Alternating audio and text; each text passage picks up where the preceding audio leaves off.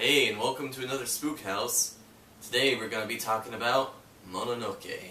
So Mononoke is one of my favorite anime, one of my favorite experiences ever.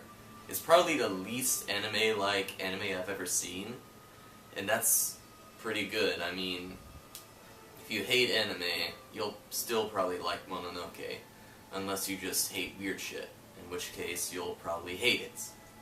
Because it is a lot of weird shit. But really, I don't even know where to begin talking about this one. Yeah, the visuals.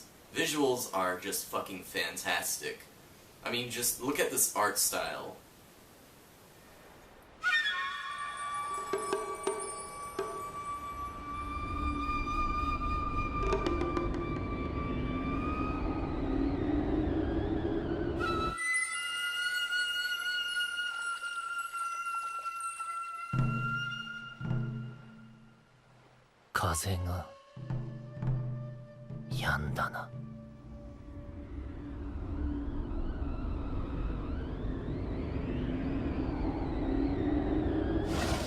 It seems to emulate sort of old-style, traditional Japanese artwork, but the character designs look a little more modern, but they still look very different from other kinds of character designs. I mean, I don't know how to describe this the right way. I'm not a professional anime critique or anything. I'm just saying what makes sense to me.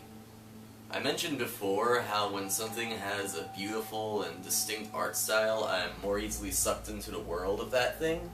And Mononoke is basically the prime example of this. This especially applies to my favorite arc of the show, Nue. With the muted sort of gray color palette, except on the characters and for certain moments, I feel cold from it.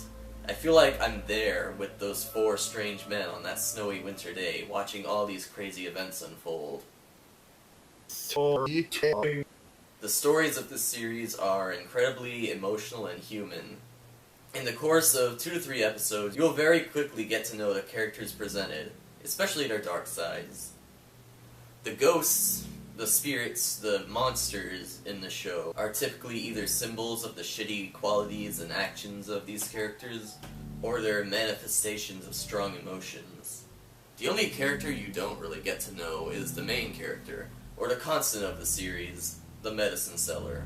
The medicine seller is a wandering exorcist, attracted to places with supernatural spooky stuff happening, and is likely a bit supernatural himself. With him around, things are likely to get heated. Unlike Year Walk, the folklore in Mononoke is handled with a bit more artistic license from what I can tell.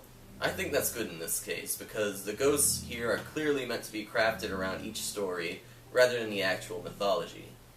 I will admit, sometimes it makes me laugh more than creep me out. For instance, this scene. Oh. こりゃ。そこに猫を抱いた女の人がいるんです。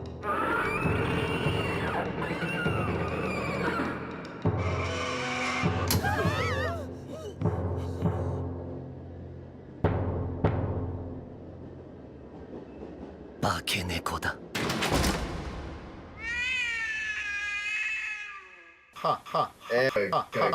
However, when it gives me chills, it really gives me chills.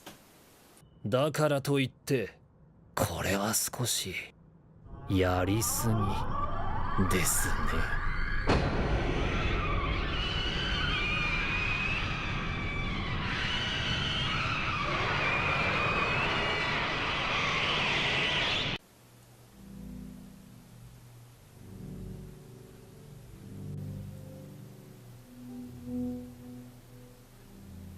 All of the arcs are great, and all of them are sort of the best in their own way. I would say my least favorite arc story-wise still has some of my favorite art in the show, particularly how the ocean looks in it, and that would be the Umibozu one.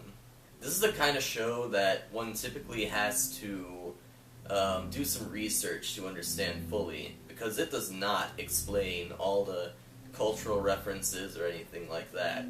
And nor should it. It really shouldn't explain it. It's so great the way it is. However, even if you know nothing or very little about Japanese folklore, like I did when I first watched this show, you'll still be able to enjoy it, you'll still have a good understanding of what's going on, and probably be able to figure out what it means. Well, that's it for tonight's Spook House.